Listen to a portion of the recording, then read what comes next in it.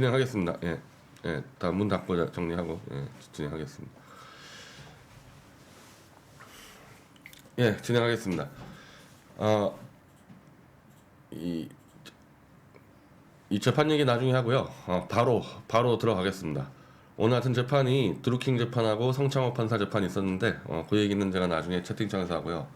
바로 그냥 지소미아로 들어가겠습니다. 어제부터 이 문재인 측에서 지소미아 종료를 지금 시사하고 있다 이런 보도가 나갔는데 이건 오늘 조선일보 보도 안준용 기자 보도인데 제 대학 동기네요. 외교부에서 아예 12일 작년 11월 한일 양국 따라 일본 정부는 우리에게 취한 수출 규제 조치를 조속한 시일 내에 철회할 것을 촉구한다라는 뭘 보냈죠? 뭐 공문을 보냈나요? 공문을 보냈다는 것을 기자들에게 문자 메시지로 알렸다. 그럼 그 얘기죠. 그러니까 이게 일본의 입장은 수출 규제는 원래 지소미아와 관계없다는 게 일관적인 입장인데, 그래서 지금까지도 수출 규제를 아주 경미한 거 하나만 풀고 지금 그대로 유지가 되고 있는 상태예요. 일본의 수출 규제가.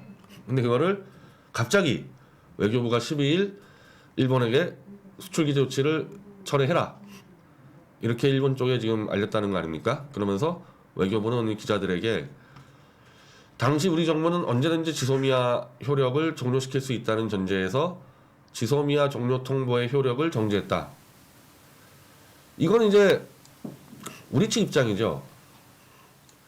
우리 측 입장이고, 일본 측 입장은 지소미아와 수출 규제는 별거리니까 지소미아는 니네가 한미일 동맹 관련해서 파기하고 싶으면은 그건 니네가 독박 쓰는 거고, 수출 규제는 니네가 중요 수출품을 관리를 똑바로 못하니까 그거 관리 시스템을 정비해야지만 우리가 규제를 푼다. 지금 그런 입장이었단 말이에요. 그렇게 해서 지금 정리가 됐던 상태예요. 근데 지금 문재인 쪽은 갑자기 2월 이제 들어오니까 지소미아 종료 연기는 일시적 유예했을 뿐이며 수출 규제를 철회하지 않으면은 그것도 지소미아 깨버릴 수 있다. 지금 그 입장을 다시 일본 쪽에 알렸다는 얘기죠. 그래서 외교부는 지난 6일 강경화 장관 기자회견과 한일 국장급 협의에서 수출 규제 철회를 요구했는데 일본 측이 들은 척 만척하니까 다시 압박 수위를 높였다. 그럼 작년 말 한일 정상회담에서 다소 누그러졌던 청와대 정부 대일 기조는 다시 강경해지고 있다. 정부 관계자는 일본 수출 규제와 관련한 양국 간 협의가 지소미아 종료 연기 3개월 지나도록 지지부진하면서 일본에 대한 불만이 누적되고 있다. 근데 이거는 이제 자꾸 문재인 쪽 얘기지. 일본은 수출 규제 풀려면은 한국의 수출 정비 시스템이 이제 정비가 이게 개선돼야 되기 때문에 2, 3년 걸린다. 이 입장을 바꾼 적이 없어요. 3개월 만에 빨리 풀어라 이러니까 일본 쪽에서는 좀 황당하게 볼 거고. 그러니까 이제 청와대의 일부 대일 강경 라인이 다시 지소미아 종료를 주장하고 있다.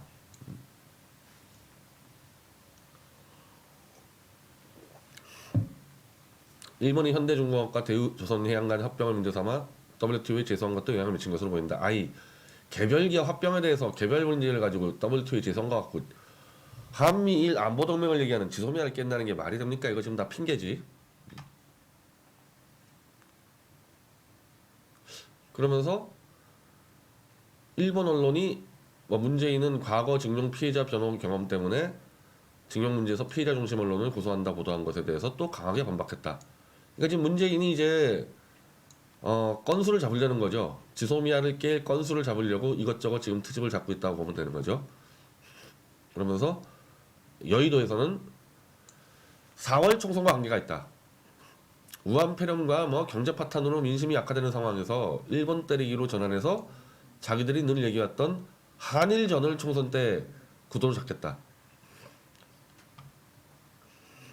실제 민주당 싱크탱크인 민주연구원에서는 작년 7월 한일 갈등이 총선에 여당에 긍정적 영향을 미칠 것이라는 보고서를 냈다. 중국에 대해서는 중국 어려움은 우리의 어려움이라며 우호적 메시지를 내면서 유독 일본에는 적대적 태도를 취한다는 지적도 나온다. 이게 지금 오늘 이거 언제 나온 보도예요? 그러니까 오늘 나온 보도죠. 2월 13일 보도인데 이미 자 이거 보세요. 2019년 12월 23일 보도입니다. 이게 지금 아베와 문재인이 정상회담 하는 과정에서 나온 이제 동아일보 보도인데 이미 청와대는 3월 말 데드라인이라고 이미 정하고 있었어요. 일본은 수출 규제 완화가 최소 3년 얘기하고 있었는데 문재인 쪽은 이미 3월 말이라는 얘기를 하고 있었습니다. 그래서 이때 이거 왜 3월 말이냐? 아니 이건 일본하고 무슨 협의가 됐냐? 이때 이미 총선 때 총선 앞두고 지소미아 깨버려서 한일전 가겠다고 이미 선거 전략을 짜놨던 거죠. 이렇게 이때 아마 다 나와요 얘기들이.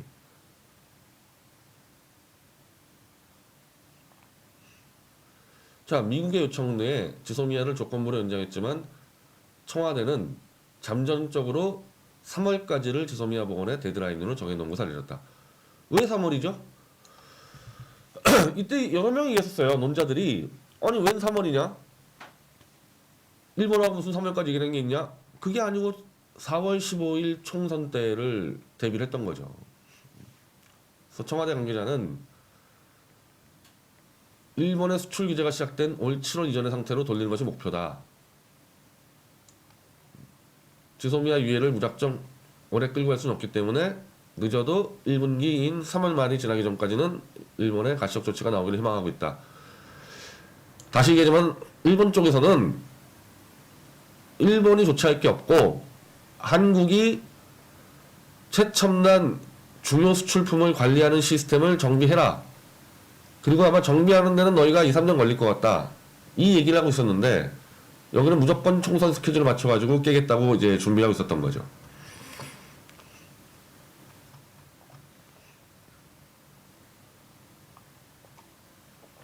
그래서 오늘 이걸 간파한 해리스 대사가 안 돼. 미리 이렇게 좀 박아놨죠. 안 된다. 건드리지 마라, 지소미아.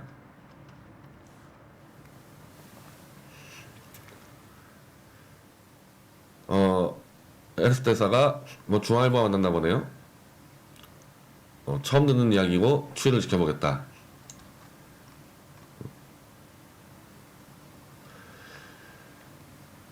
지소미아가 종료된다면 미국 입장은 지소미아는 중요하다. 그 지소미아는 한국과 일본의 양자 협정이다. 당장 코멘트하기는 어렵다.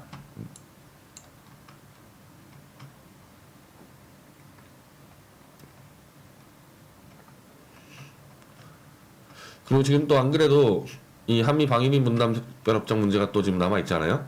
지금 이것도 지금 좁혀지지 않고 있는데 이게 문제가 아니라 이 지소미아 문제를 또 총선 앞두고 끌고 나와서 이 동북아시아 판을 지금 흔들고 있는데 뭐 이제 뭐 금강산 문제 이런 것들은 그냥 넘어가고요.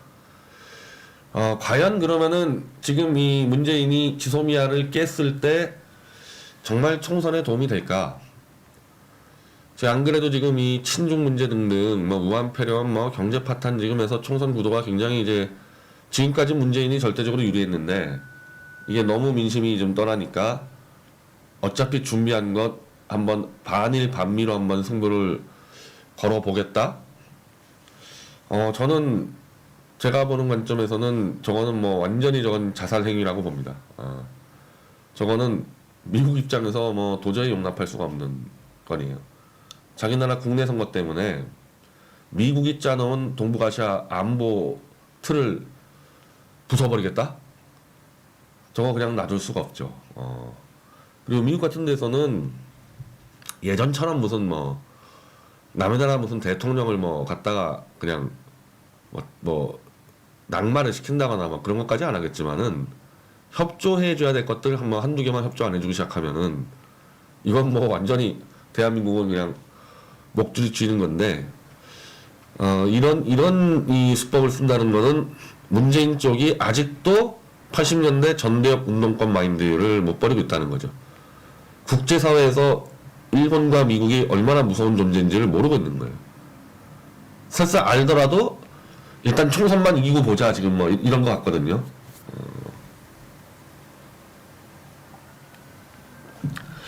그래서 올 것이 왔다고 봐야죠. 올 것이 왔다고 봐야 되는 겁니다. 그리고 이제요 어차피 지금 문재인의 목표는 총선 이후에 연방제 개헌안인데 뭐 목표가 적화통일 아니겠습니까?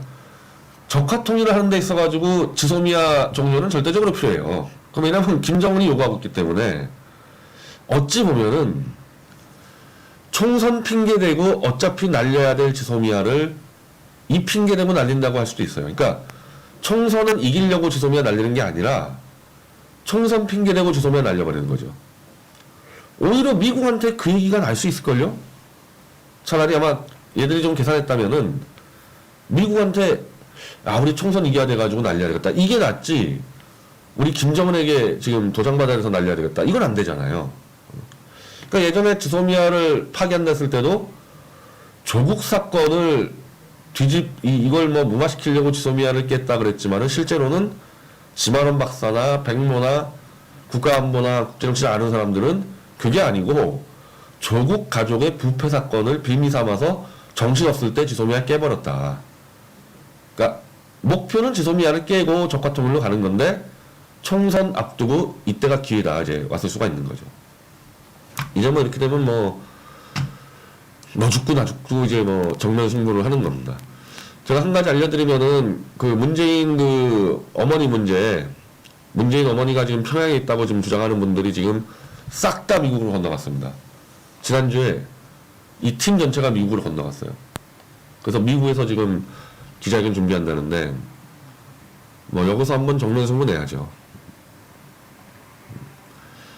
뭐 총선을 이기기 위해서는 그리고 김정은에게 다시 충성심을 인정받기 위해서는 지금 무슨 짓이든 다 해야 되는 상황이거든요. 문재인 쪽은. 그리고 이런 문재인을 제어하기 위한 유일한 방법은 역시 박 대통령이 나서주는 거 말고는 지금 답이 없는 상태입니다. 박 대통령이 나서지 않으면 지금 하고 있는 여의도에서의 잔머리는 뭐 아무것도 뭐 의미가 없어요. 자, 좀 볼까요? 오늘 약간 이상한 보도가 두 개 나왔는데 자유한국당에서 합당 의견을 했어요. 전국위에서. 황교안 역사 다시 쓴 날이 아니고 이제 황교안은 당대표에서 내려오는 날인데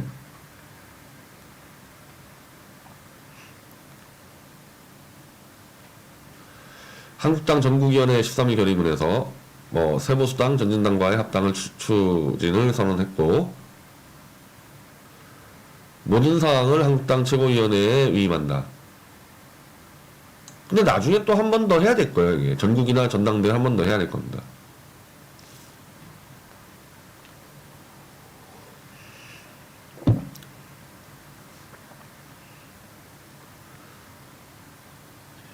그래서 여기서는 이 한국당 전국위원회에서는 미래통합신당, 미래한국통합신당이라고 이렇게 발표까지 했어요. 한국당 전국위에서는 신당의 이름을. 근데 박형준의 여긴 뭐라 그러죠? 여긴 통추라 그러나요? 통준이에서는 아예 이름을 미래통합당이라고 정했습니다. 한국당하고 얘기한 거는 달라요. 한국당은 미래한국통합신당이라고 했는데 이 통준에서는 너무 길다, 어렵다 그래가지고 미래통합당으로 이렇게 정했는데 이 당명도 사실상 다 전국이나 전당대에서 해야 되는데 지금 다 이 사람도 어떻게 처리할지 모르겠어요. 근데 당명 자체도 별로 이렇게 미래통합당 그러면은 글쎄 과연 선거에서 쓸 수 있는 이름인지 모르겠는데 공관위를 13년까지 확대. 이현주당하고 뭐 유승민당하고 이렇게 해서 좀 공관위를 더 집어넣겠다. 뭐 그런 입장이 아니겠어요?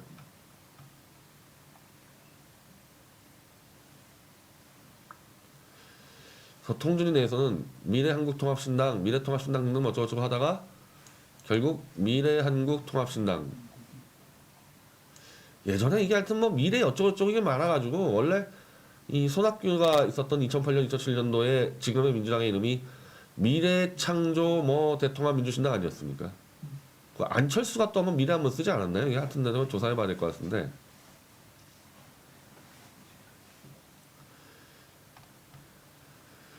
그리고 미래한국통합당도 얘기가 나왔는데 미래한국당이 비례정당으로 등록되어 있어 이 선관위에서 안 받을 수가 있다.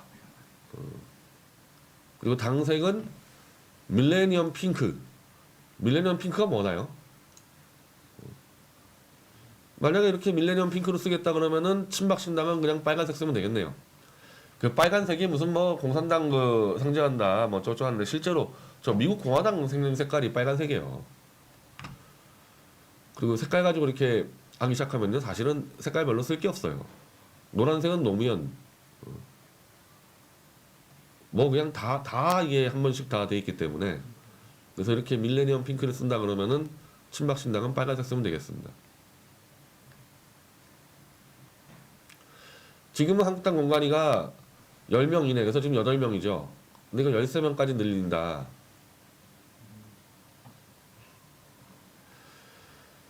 그래서 공관위원으로 이제 추가 추천할 것. 그래서 뭐 사실상 이게 뭐 지분 나눠 먹기가 되는 건데.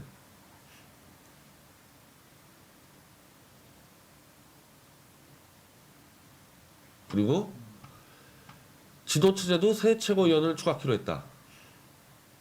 통합 정신을 살려서 한국당 최고위에 새로운 최고위원을 결합 구성하기로 했다.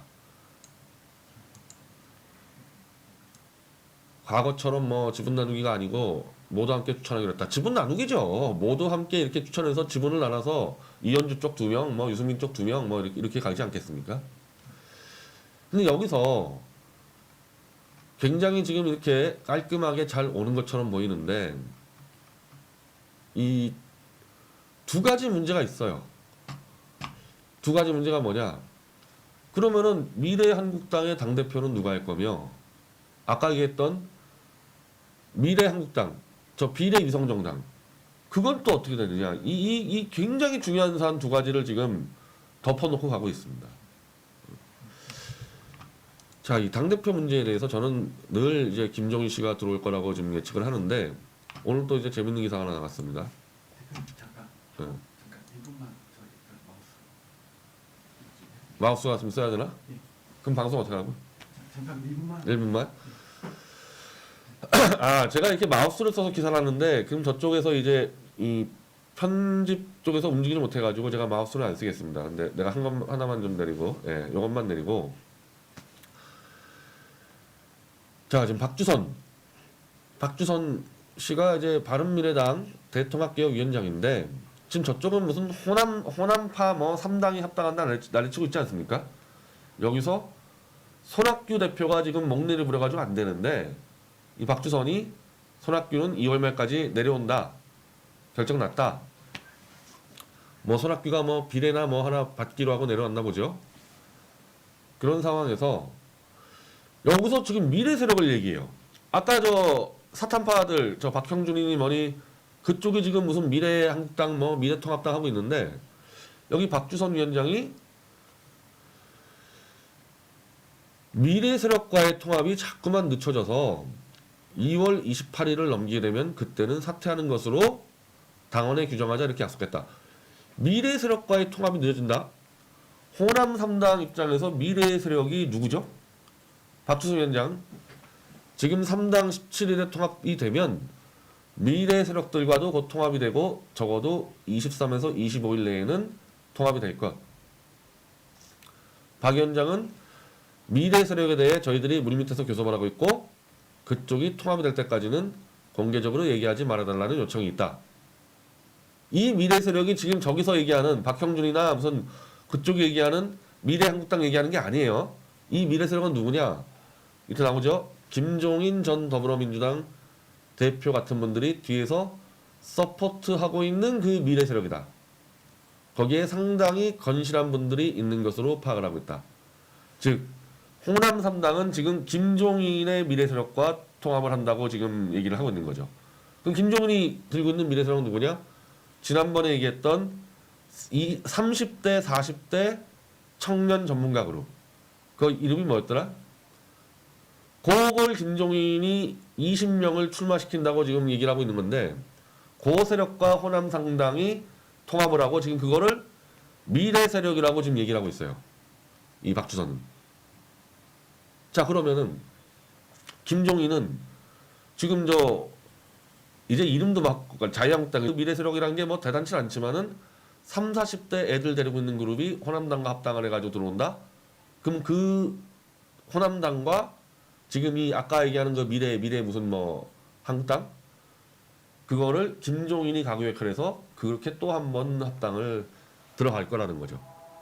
그러면 그 과정에서 결국 김종인이 사탄파 통합정당의 CEO가 되는 겁니다. 지금 어제 우리가 간호세로에서 이 서울 쪽 선거 상황을 한번 봤잖아요. 절대 열세예요. 서울 경기가 문재인에게 절대 열세예요. 인물 구도 자체가. 이대로는 선거를 못 치른다. 왜 호남 세력이 필요하냐?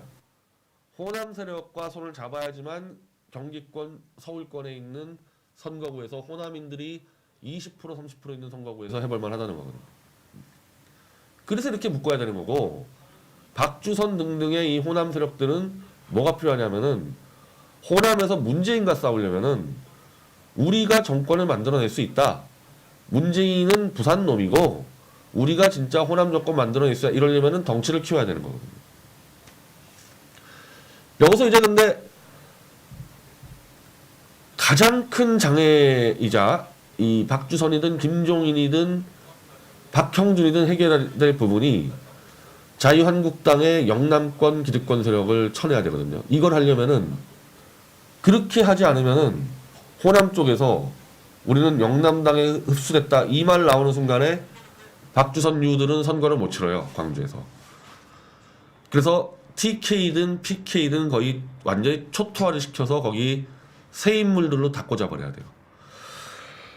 그 정도가 돼야지만 이 김종인이 어떻게 미래 세력입니까? 나이 80 먹은 사람이. 하여튼 김종인이 데리고 있는 그 애들하고 호남당하고 이 사탄파당하고 이 통합이 될 수 있는 거죠. 특히 이 TK를 완전히 전면 초토화시켜야 돼. 내가 볼 때는 50% 물갈이 가지고 어림도 없습니다. 거의 90% 물갈이 수준으로 가야지만은 이 모델이 성립되는 거죠.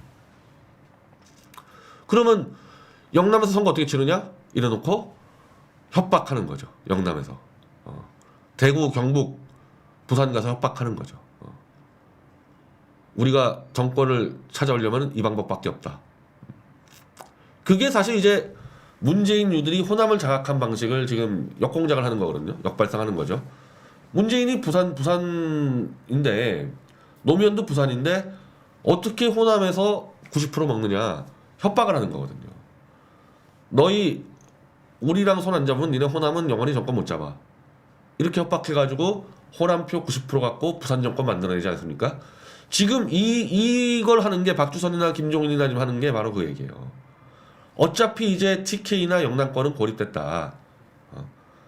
너희가 참고 그냥 우리한테 표 줘야지 우리가 호남하고 합쳐서 한번 해볼 수 있다. 이 모델이 나오는 거죠. 그래서 지금 이쪽에서 하는 것과 이쪽에서 하는 것과 이쪽에서 하는 거 박주선 하는 거 별개인 것처럼 보이지만 이 연결고리가 지금 김종인이 들어가 있고 그 어디에 홍석현이가 있는 겁니다. 근데 이게 반드시 성공하느냐? 그건 또 몰라요. 굉장히 어려운 부분이거든요. 호남파 세력과 이 자유한국당 세력을 결합시킨다는 게 장난이 아니기 때문에 그 과정에서 어떨지 모르겠어요. 근데 아마 수도권 선거 때문에 조중동에서 또 두들겨 패가지고 아마 이렇게 밀어붙일 겁니다. 철저한 지역주의 공학이죠, 이거는. 자, 그러면서 이제 슬슬 나옵니다. 이 김용태 일찌감치 양천을 당협위원장 내놓고 불출마 얘기했던 사탄파 탄핵 추진하고 탈당 1호 김용태 의원이 구로 을해서 윤건영과 승부한다. 제가 여러 번 말씀드렸지만은 개인적으로 아주 친했던 분이에요. 아주 친했던 분. 포탈하고 싸울 때부터 중앙일보에 있었기 때문에 물론 저는 이렇게 중앙일보 그 당시에 홍석현 회장이 이렇게까지 깊이 개입했는지 몰랐었고 포탈 싸움은 이렇게 중앙일보 차원에서 이렇게 도와줬던 사람이어서 저하고는 아주 친한 분인데 탄핵을 선언하고 1차로 탈당했다가 들어와서 사무총장 할 때 양천을 이제 출마 안 한다 그랬단 말이에요. 근데 이제 구로를 들어간다는데 양천은 정말 어려운 지역구고 차라리 윤건영하고 구로울에서 붙으면은 더 쉬운 선거죠. 그건 뭐 김종태 의원도 인정할 겁니다. 그러니까 험지라 그래놓고 지금 막 다 불출마했던 사람들이 오히려 양지로 지금 복귀하는 과정을 걷고 있는 거죠. 그래서 어제 가세형 가서도 그랬는데 용산 같은 경우 유승민이나 김무성이나 들어올 거고 좋은 지역구로 이 사탄파들이 슬슬 복귀를 하는 겁니다. 지금 불출마 선언했던 김영우 의원, 뭐 부산의 김세현 의원 100%다 출마합니다. 100% 출마하고 김무성도 당연히 출마합니다. 광주도 가겠다 그러는데 그 광주 좀 들먹이지 마세요. 이분 이거 충청권 사람이 광주하고 무슨 관계있다 저 광주로 간다고. 광주 자꾸 들쑤셔놓고 실제로는 편한 데 가고 있지 않습니까? 그리고 그게 안 되는 게 이쪽 호남파가 있는데 여기 호남파 잔뜩 있는데 여기다가 김무성이니 김용태니 광주를 왜 내려가냐고요. 이 사람들이 놔주겠어요 그거를?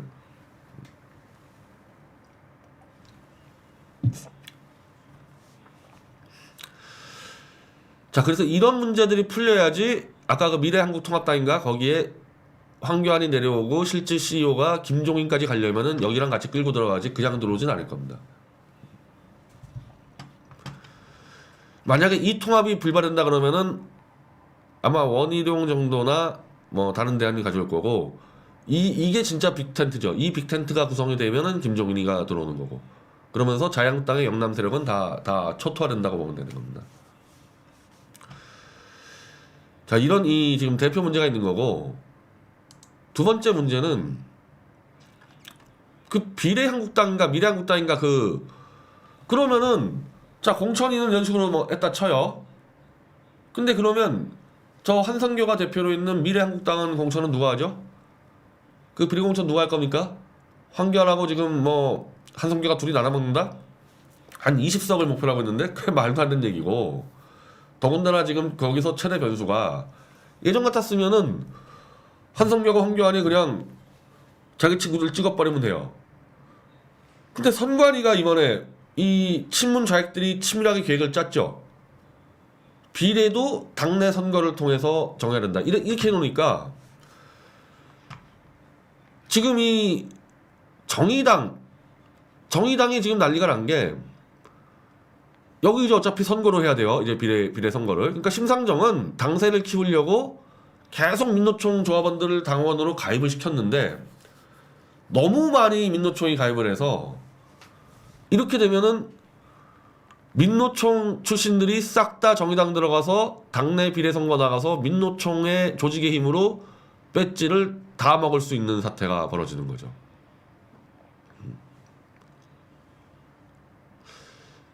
그래서 자유한국당 황규환 부대변인이 이 얘기를 한 건데 심상정이 민노총 가서 1조합원 1정보정당 갖기 캠페인을 하면서 이 비례 선출을 위한 시민선거인단 모집에 민노총 조합원들이 대거 몰렸다. 이렇게 되면은 민노총이 그냥 완전히 비례를 전체를 다 먹게 만들어놨다. 그나마 여기는 조직 선거를 통해서 그런 식으로 가는 겁니다. 더 큰 문제는 오히려 그 한선교 황교안의 미래한국당이에요. 거기는 잘 짜여진 조직이 없잖아요. 원래 목표는 자기 친구들 꽂으려고 그랬는데 선거를 하라 그래 버리니까 그 선거가 진행이 되겠습니까? 똑바로? 저는 이게 미래한국당뿐 아니라 우리공화당 그리고 박 대통령 신당에서도 이게 보통 문제가 아닌 거예요. 이쪽 좌익들은 민노총 전에 뭐 대학의 좌익 운동권서부터 쫙 이렇게 이 내부 선거를 치러온 이 노하우가 있단 말이에요. 서열도 정해져 있고. 그래서 그런 대로 이게 질서가 유지가 되는데 여기 보수는 무슨 노조가 있습니까? 학생운동 이 계열이 있습니까?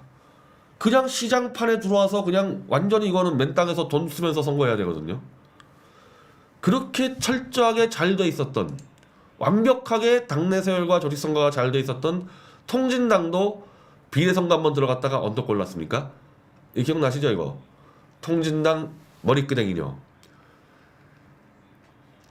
이분이 이게 원래 이제 민노총이긴 한데 여기가 이제 NL 계열이고 여기가 PD 계열이 있으면 조준호 위원장인가 그러는데 그때 이제 비례선거 가지고 부정 났다고. 그러니까 사실은 이 머리끄댕이가 있었던 통진당 종북 계열이 쓸어버렸어요, 선거를. 당내 선거 쓸어버리니까 이 노동 계열인 조진호 위원장 등이 부정 선거했다고 폭로하는 현장에서 이 종북 계열의 머리끄댕이녀가 이 사람을 그냥 머리끄댕이를 잡고 해서 이 머리끄댕이녀로 유명하죠. 자, 통진당도 이런 사태가 벌어졌단 말이에요. 당내 선거에 대한 엄청난 노하우와 계급 세율을 정된 통진당도 비례 갖고 선거 치르니까 이 꼴이 났었어요. 통진당조차도. 제가 이때 이 사진 보고 기억이 나는데, 야, 이렇게 딱 앙담은 이 표정으로 머리끄댕이 잡는 게 참 귀엽다 그랬다가 제가 욕을 엄청 먹었는데, 저는 이때 선거에서는 제가 확신을 갖고 있는데, 통진당 종북 계열이 부정선거 한 게 아니고 실제로는 유시민 심상정 계열이 부정선거를 했어요. 이걸 덮어 씌워버린 거예요, 종북한테. 그래서 열받아가지고 이제 머리끄댕이를 지금 쥐고 흔들고 있다가 이분이 결국 징역 10개월을 받았습니다, 이분이. 그래서 그때 지금까지도 미디어치 배신 세력이 제가 이석기 의원님 저는 당신 편입니다 얘기한 것 같고 음해하고 있잖아요. 제가 이때 얘기한 거예요. 이 부정선거는 이석기 애들이 한 게 아니라 유시민 애들이 한 거예요. 이 부정선거는. 그걸 종북으로 워낙에 이제 이 덮어씌워 있으니까 걷다가 자기들의 범죄를 누명을 씌운 사건이거든요. 자, 이거 가지고 우리가 그때 많이 비웃었는데 이제 비례 뺏지 놓고 자, 미래한국당이든 우리공화당 이거 어쩌려고 그래요? 우리공화당 전부 다 비례 먹으려고 줄 서 있는데 거기서 비례를 조원진 대표가 찍지 못하고 당내 선거에 들어가는 순간에 우리공화당의 그 집회 이권 세력들 다 개입해가지고 그냥 돈 뿌리고 강목 튀어나오고 난리가 난단 말입니다. 이게. 근데 우리공화당이나 미래한국당뿐이 아니라 박 대통령 신당도 여기서는 정말 보통 문제가 아니에요. 이거 어떻게 해야 될지 저도 이제 이 감이 없습니다. 그러니까 그나마 당내 선거 노하우가 있는 좌익과 친문 세력들이 요 비례 배지 가지고 대형 사고를 터뜨리기 위해서 이 선거법 개정을 해버린 거죠. 아마 본 선거보다 돈 더 많이 뿌릴걸요. 당내 선거 때. 당내 선거는 예를 들면은 미래한국당 같은 경우는 한 뭐 5위 안에 들면 100% 이기는 거 아닙니까? 뭐 원래 옛날에 비례 같은 경우가 당에다가 뭐 20억 30억 냈잖아요. 30억 갖다 뿌리는 거죠. 뭐 그러면은 미래한국당 그 비례 선거에 한 명이 30억 갖다 뿌리는 거예요. 그리고 거기 이제 유튜버들, 이제 자유한국당 기생 유튜버들 그거 먹으려고 이게 싹 다 이제 이 범진영 전체가 범보수정 전체가 형무소에 한 발 걸치고 치러야 되는 선거가 지금 그 선거예요. 이거 어떻게 정리할 겁니까? 그러니까 사탄파 신당의 당 대표가 누가 되느냐, 이 비례 문제를 어떻게 처리하느냐, 이 변수가 남아 있습니다.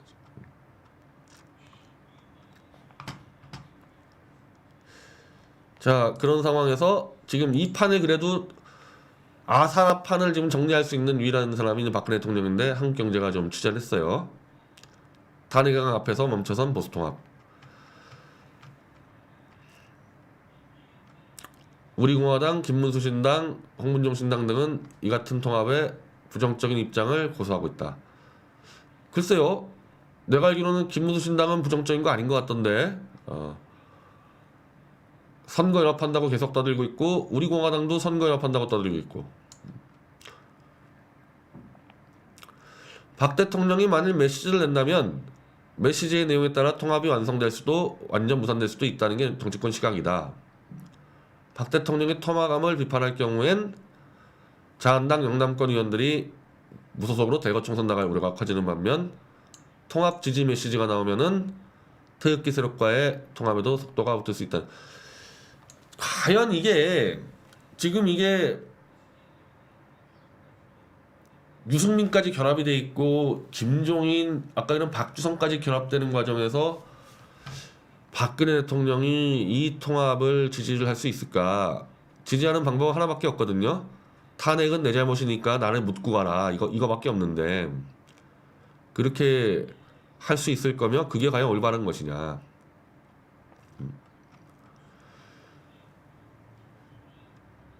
자, 이거는 조원진 우리공화당 대표 조선일보에 박 대통령이 보수통합하라고 하면 따를 것, 이거는 예전 얘기고, 지금은 박 대통령 지시 안 따른다 그랬잖아요.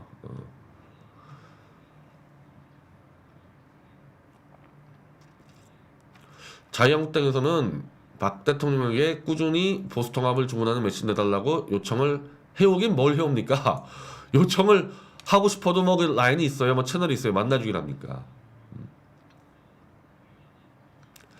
그래서 박 대통령이 이번 총선에서 침묵할 전망도 많다. 판이 도저히 엉망진창해서 도저히 안 되겠다 싶으면은 침묵하시겠죠.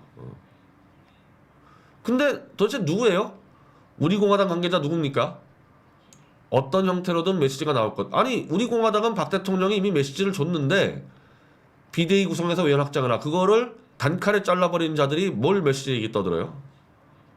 이 사기를 쳐도 계속 이런 식으로 사기를 치네.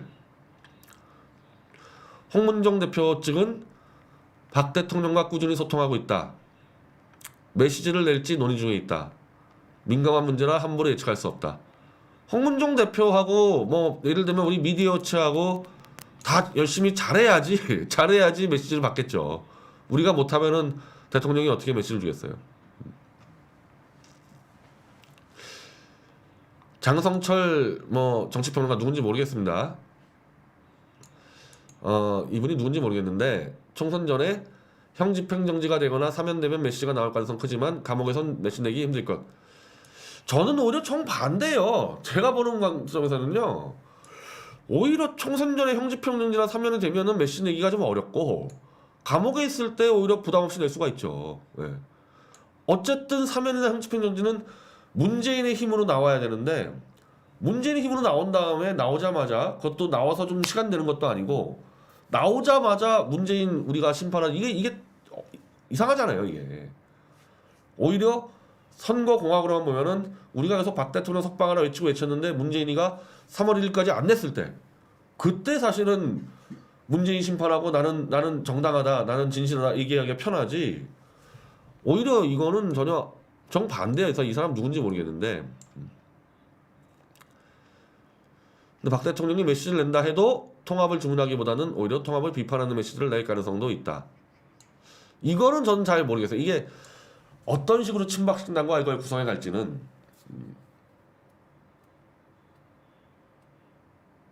친박신당도 저 사탄파 정당하고 지역구 몇 개를 연합을 한다는 것을 구상할 수도 있거든요. 이거 현실 정치 문제이기 때문에. 그러니까 그게 뭐 두 가지 안이 있는데 3파전은 그냥 밀어붙여서 갈 거냐, 아니면은 친박신당이 몇 개 선거구에 연합을 할 거냐.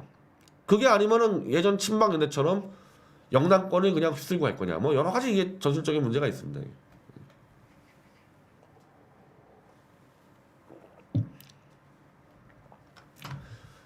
제가 예측하면은 이 현실 정치권에 대한 메시지를 내지는 좀 어려울 것 같고 그냥 이 얘기를 하겠죠. 아마 뭐 3월에 이제 사면의 결정이 안 나면은 나는 결백하고 진실하다. 탄핵은 잘못된 거다. 그래서 탄핵이 잘못됐다고 생각하는 분들은 같이 뭉쳐달라. 뭐 이런 정도 메시지만 나와도 뭐 폭발력은 어마어마하죠. 어마어마하죠. 그냥 사탄파 정당이 탄핵을 묻고 가자 그러기 때문에 그 메시지 한 방이면 사탄파들 다 끝나요. 통합을 뭐 하니 많이 그런 메시지 낼 거였어요. 익명을 요구한 전직 친박 의원은 또 누구십니까? 근데 박 대통령은 현재 한국당으로는 총선에서 지든 이기든 보수 가치를 지킬 대안이 안 된다고 생각한다. 그렇겠죠.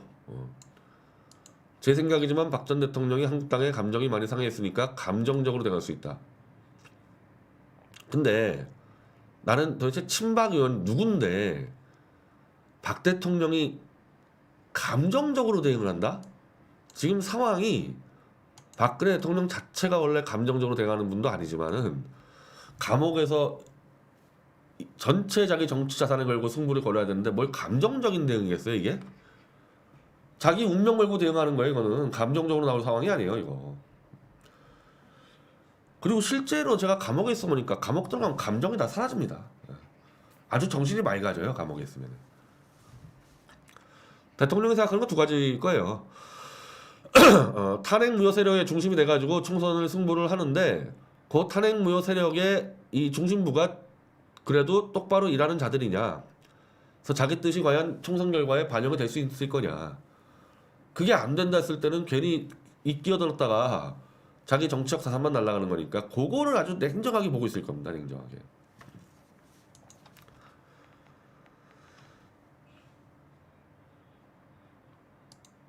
자, 그리고 우리 지금 이 만민공동회 이제 14차고요. 이번 주는 우리 광화문 프레스센터고 집회 이후 행진을 홍문종 대표의 친박신당과 함께 합니다. 예. 아마 종로 쪽으로 행진할 거예요. 그래서 많이들 참여해 주시고요. 광화문 프레스센터요. 그리고 다음 주 일요일이죠. 다음 주 일요일 예, 시국설명회. 제가 이때 세 가지 모델을 얘기하려고 그래요.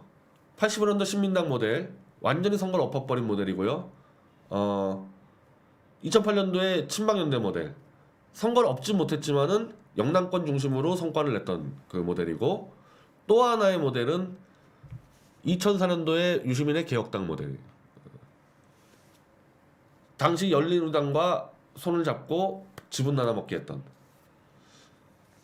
저는 뭐 그거는 예를 들면 친박신당이 저 사탄파하고 연합해가지고 가는 부분에선 제가 동의를 할 수가 없는데, 현실 정치라는 것은 상황에 따라서 안 되기 시작하면 그렇게 될 수 있을 겁니다. 뭐 저는 아마 그랬을 땐 제가 그쪽은 참여 안 할 거예요 아마. 근데 그렇게 될 가능성도 염두에 두고 있어야 한다는 거죠. 뭐 가능성 자체가 그렇게 높진 않지만은. 그래서 세 가지를 분석을 해서 세 가지 모델로 설명을 드리겠습니다. 지금 뭐 100여 분은 넘었는데, 하여튼 말씀드린 대로 지금 우한 폐렴 때문에 이게 여의치가 않아요. 그래서 500석을 300석으로 줄였으니까 300석을 좀 많이 채워주시기 바랍니다. 그리고 어제 제가 말씀드렸듯이 정기태 GZSS 대표이사 오늘 고소장을 제출했죠. 이 친구나 본데 법인 대표이사가 얼마나 법적 책임이 엄중한지 이번에 한번 보세요. 어디 동네에서 놀다 온 사람 같은데 법인 대표이사를 그러면은 넘기던지, 자기가 대표이사 갖고 있으면서 이런 범죄 행위를 지금 조장 방조했지 않습니까? 안정권하고 똑같은 수위로 처벌받습니다. 벌써 우리가 2번의 공문을 보냈거든요. 2번에. 당신 법인의 유튜브 채널 출연자 안정권이 8개월째 보복범죄와 협박, 허위사실 유포를 하고 있다. 정리해라. 2번의 공문 보냈는데 답변이 없어요. 그건 공범이란 얘기죠. 공범이란 얘기. 자, 정기태의 불법행위. 형법 307조 다 있잖아요. 불법행위 영상 자동 업로드 설정, 불법행위 영상 삭제 요청 무시 다 있잖아요. 이거. 이미 판례도 있고.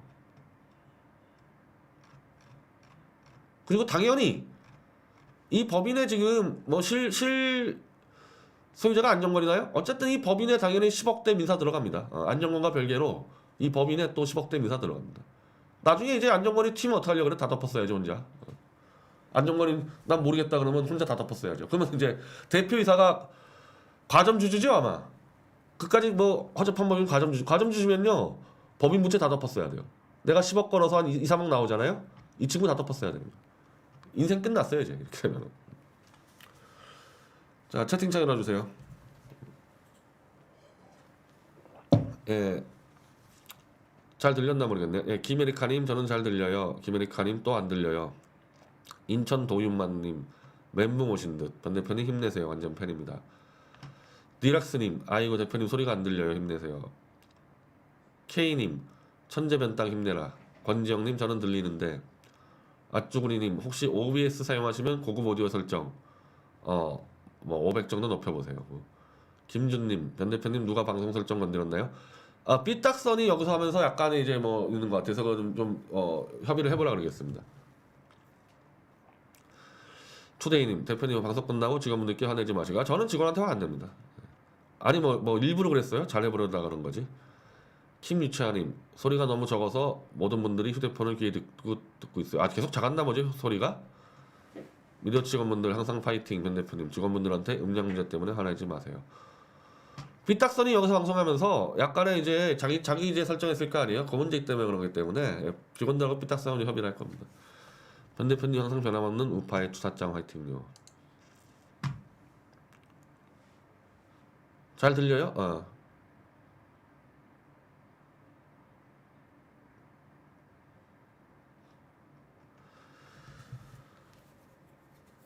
예, 예, 그런 대로 잘 들려서 잘 된 것 같고요. 내일은 5시에 방송, 5시에 방송을 하고 토요일 1시에 역시 만민공동회. 예, 그렇게 하겠습니다. 막판에 소리가 커졌어요. 잘 안 들다가.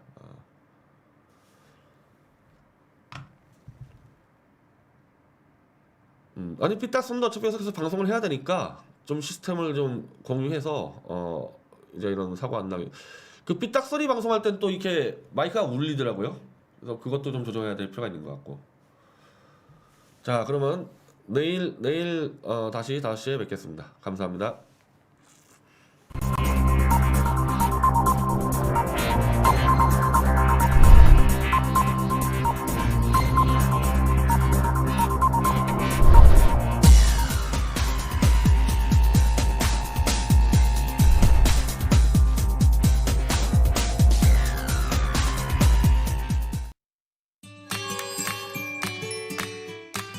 미디어치 멤버십에 가입해 주세요.